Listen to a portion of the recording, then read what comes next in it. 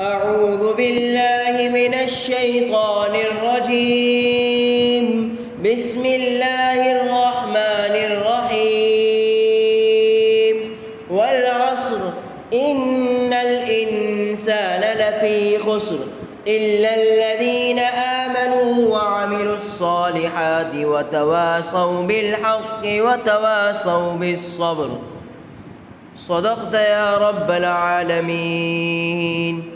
ترجمہ: شروع اللہ کے نام سے جو سب پر مہربان ہے، بہت مہربان ہے۔ زمانے کی قسم، انسان در حقیقت بڑے گھاٹے میں ہے، سوائے ان لوگوں کے جو ایمان لائیں اور نیک عمل کریں اور ایک دوسرے کو حق بات کی نصیحت کریں اور ایک دوسرے کو صبر کی نصیحت کریں۔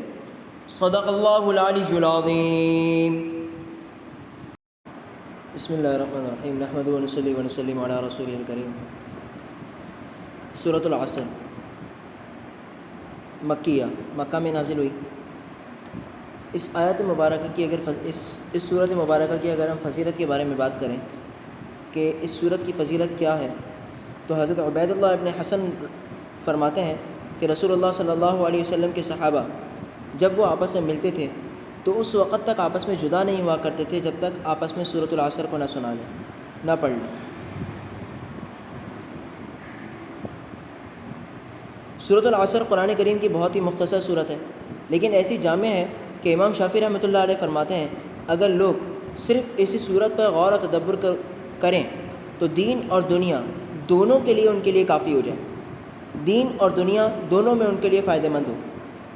اس صورت کے اندر 4 باتیں بیان کی گئی ہیں کہ لوگوں کو 4 چیزوں کا پابند ہونا ضروری ہے۔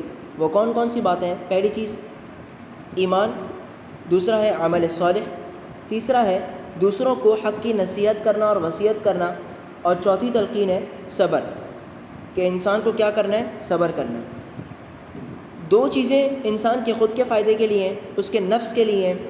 پہلی چیز ایمان اور دوسرا ہے عمل صالح، کہ مطلب خود ایمان لائے اور ایمان پر عمل کرے اور اس پر یقین رکھے اللہ رب العزت کے بتائے ہوئے طریقوں پر، اور دوسرا کام عمل صالح مطلب نیک کام کرے۔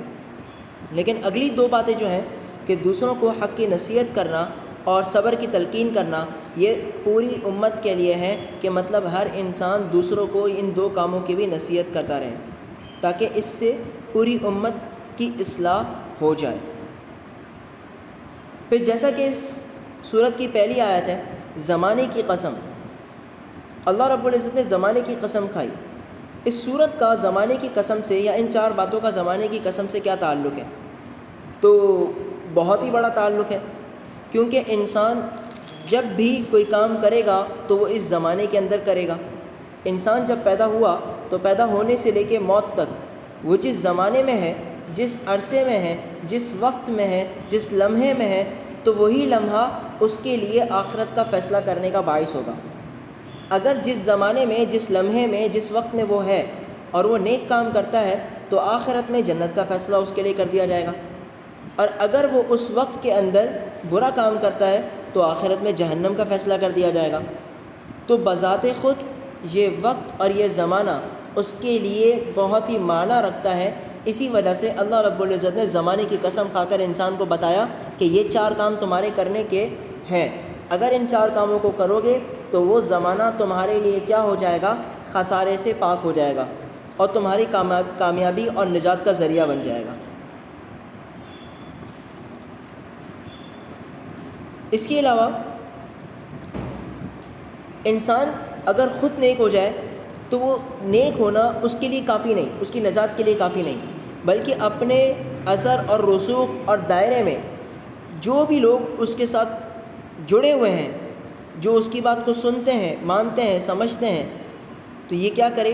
ان کو بھی ان 4 کاموں کی تلقین کرے تاکہ خود بھی برائی سے اور جہنم سے بچے اور ان کے لیے بھی بچنے کا ذریعہ بنے۔ جو کہا گیا سنا گیا، اللہ پاک اس پر مکمل عمل کرنے کی توفیق دے۔ وآخر دعوانا ان الحمد للہ رب العالمین۔